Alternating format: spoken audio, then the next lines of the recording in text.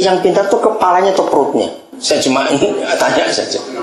Ayo, kepalanya atau perutnya? Coba jawab. Ya pasti kepalanya. Sepintar-pintarnya Profesor Dr. Yohanes Surya, nggak mungkin kalau dia datang beri ceramah yang datang cuma kepala saja, ke tubuhnya tinggal di rumah. Ngerti ilustrasi ini, saudara? Nah, itu ayat 23. Sehebat-hebatnya Yesus yang adalah kepala, dia nggak akan bisa apa-apa tanpa tubuhnya di bumi ini. Itu arti kata terakhir, kalimat terakhir ayat 23. Jadi Yesus yang hebat, hanya kepala, tanpa kita dia nol. Bukan kita sombong loh, dia yang memilih kita, bukan? Nah, jadi masalahnya sekarang di tubuhnya. Tadi pikir seterima SMS, tapi saya nggak kenal. Dia menamakan diri Daud. Saya coba telepon nggak diangkat. Bagus sekali SMS-nya itu. Saya akan bacakan. Kaget. Orang ini bicara soal mutilasi. Saya pikir ada pembunuhan lagi nih. Karena pas begitu masuk, kok ada kata mutilasi begitu. Dengarkan ini. Mutilasi dalam kurung pemisahan garis miring pemotongan dalam kurung lagi anggota tubuh manusia. Tubuh Kristus yang satu dengan yang lain sedang saling memutilasi, terutama dari kepala. Dilakukan oleh three big giant, yaitu materialisme, egoisme, dan konsumerisme. Itulah ilah zaman ini. 2 Korintus 4 ayat 4 dalam kurung, lalu tanda kutip, resep jamu yang harus diminum kontinu. Efesus 4 2,3-7, Filipi 2 1-5. Dari Daud untuk sesama hamba Kristus. Saya coba telepon, dia diangkat. Siapa Daud ini, dari mana saya tidak tahu. Dan saya setuju. Saya setuju nggak dengan SMS itu? Kita sedang saling memutilasi diri. Mengerikan keadaannya. Maka itu setan tiap hari pesta. Karena mereka nggak ada yang pernah ngusik, apalagi yang menghalangi, nggak ada. Karena kita sibuk dengan potongan-potongan anggota tubuh masing-masing. Mengerikan sekali.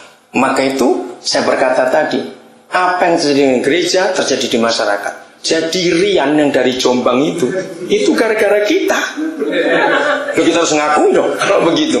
Korupsi besar-besaran di Indonesia gara-gara di dalam gereja banyak korupsi. Sama, saudara. Mari kita buka Wahyu 19. Ini contoh konkret saja. Siapa yang ingat dalam gereja-gereja karismatik Pentakosta, seringkali pemimpin pujian itu untuk meneriakan, ayo kita teriakan, Yesus itu Raja, Yesus itu Tuhan. Betul enggak? Dia Raja segala Raja, dia Tuhan segala Tuhan. Saudara, di Alkitab hanya ada satu kali penulisan, dan itu di Wahyu 19, yang menyatakan Yesus Raja segala Raja dan Tuhan di atas segala Tuhan. Itu cuma satu kali. Itu di Wahyu 19. Hari ini kita akan coba mengetahui kapan, bila mana, di mana, dan bagaimana Yesus Tuhan kita menjadi Raja segala Raja dan Tuhan segala Tuhan. Karena kalau kita cuma meneriakkan sebagai slogan, tapi kita nggak pernah tahu bagaimana itu terjadi, maka setan nggak akan pernah selesai. Akan terus begini keadaan setan itu. Makin ngeri, makin kurang ajar, makin canggih, melakukan semua kejahatan dan penyakit. Saudara, inilah yang harus kita kerjakan dalam hidup ini. Pasal 19, mulai ayat yang ke-6.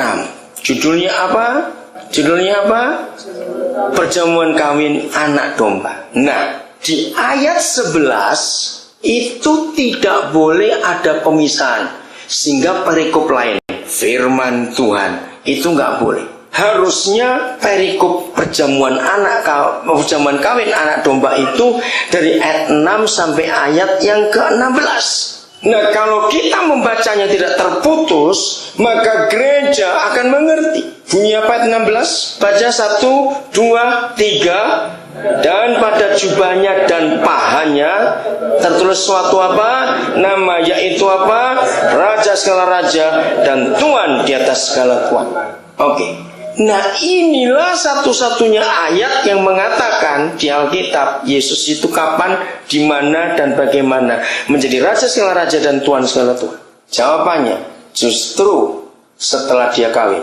Pertanyaannya, siapa? Dia kawin dengan siapa? Ayo, nggak usah ragu-ragu. Dia kawin dengan siapa? Tubuhnya, gerejanya. Rahasia ini luar biasa, saudara. Maka itu maaf, ada beberapa saja yang kenal lama, saudara, kenal saya sejak lama. Salah satu termasuk Pak Erlambang. Saudara, mengapa, maaf saya pakai tanda kutip, bukan untuk saya tapi untuk Tuhan, mengapa saya sisa satu-satunya hamba Tuhan dalam generasi tahun 70-an yang tidak pernah buka gereja sampai hari ini? Semua rekan saya generasi habis buka gereja semua. Yang sudah mati maupun masih hidup. Saya harus sudah ngerti yang saya maksud. Kenapa tinggal saya sendiri yang generasi 70-an yang tidak buka gereja? Karena saat tahun 70-an Roh Kudus memberi pewahyuan ayat ini. Saudara jelas mulai hari. Saya tidak mendirikan gereja yang organisasi, tapi saya dirikan gereja yang organisme. Organisme itu nggak perlu nama, organisasi itu perlu nama. Maka itu saya jadi pendeta nggak pernah stres, sebab nggak pernah rapat majelis dan sinode. Maaf, jujur, pendeta itu paling capek kalau suruh rapat majelis sinode. Pasti ada perangnya di situ. Minimal 3 kali pukul meja harus ada. Maaf, jangan tersinggung dulu. Itu gereja yang organisasi, bukan organisme.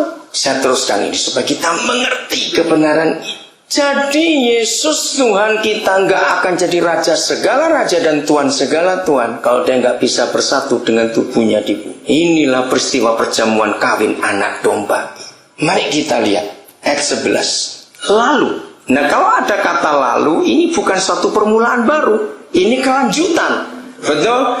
Lalu apa? Kelanjutan apa? Maka itu nggak boleh diputus antara ayat 10 dan ayat 11 ini menyatu. Ayat 10 setelah pesta kawin bubar, pasti undangan pulang, pengantin pergi sendiri toh. Masa undangan gitu pengantin ngapain? Nah itu ayat 10. Nah setelah undangan pulang, pengantin pergi. Ayat 11 itu pengantinnya pergi. Lalu setelah pesta bubar, lalu aku melihat surga terbuka. Sesungguhnya ada seekor kuda putih, dan ia yang menungganginya bernama yang setia dan benar. Siapa dia? Jelas Yesus, nggak usah ragu-ragu. Ia menghakimi dan berperang dengan adil, dan matanya bagaikan nyala api, dan di atas kepalanya terdapat banyak mahkota, dan padanya ada tertulis suatu nama yang tidak diketahui seorang pun kecuali ia sendiri. Ini rahasia pernikahan yang hebat. Ayat 13. Dan ia memakai jubah yang telah dicelup dalam darah, dan namanya ialah Firman Tuhan.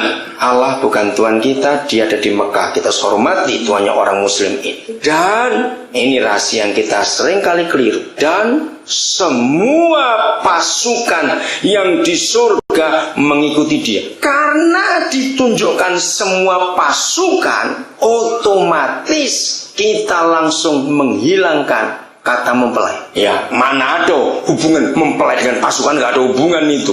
Betul tidak, saudara? Karena itu gereja tidak pernah tahu rahasia ini, karena memakai kata pasukan. Tapi ada 2 tanda yang dipakai oleh pasukan ini yang akan menunjukkan sebetulnya siapa pasukan itu. Saya lanjut. Mereka menunggang kuda putih. Ayat 11. Siapa yang menunggang kuda putih tadi? Yesus. Dari sini kita lihat, berarti kita bersama Yesus. Kalimat berikut menunjukkan dan memakai apa? Lenan halus yang putih bersih. Nah, siapa yang memakai lenan halus yang putih bersih? Mari kita lihat kalimat yang terakhir ayat 7. Dan siapanya? Siapanya baca ayat 7 kalimat terakhir. Dan pengantinnya itu siapa? Kita, gerejanya telah siap sedia. Dan ayat 8, kepada pengantinnya dikaruniakan supaya memakai apa? Kain lenan halus yang berkilo-kiloan dan yang putih bersih. Stop. Berarti semua pasukan di surga yang memakai kain lenan halus yang putih bersih itu siapa? Nggak usah ragu-ragu. Mempelainya. Maka tinggalkan kata pasukan supaya kita nggak rancu. Ngerti sekarang, saudara? Jadi pertanyaannya, kuda putihnya ada berapa ekor? Ayo, jangan salah baca. Ada berapa ekor kuda putihnya? Ayo, berapa ekor? Oke, saya bingung. Mari kita buka berita Dayon Wahyu 19, kita buka Wahyu pasal 3.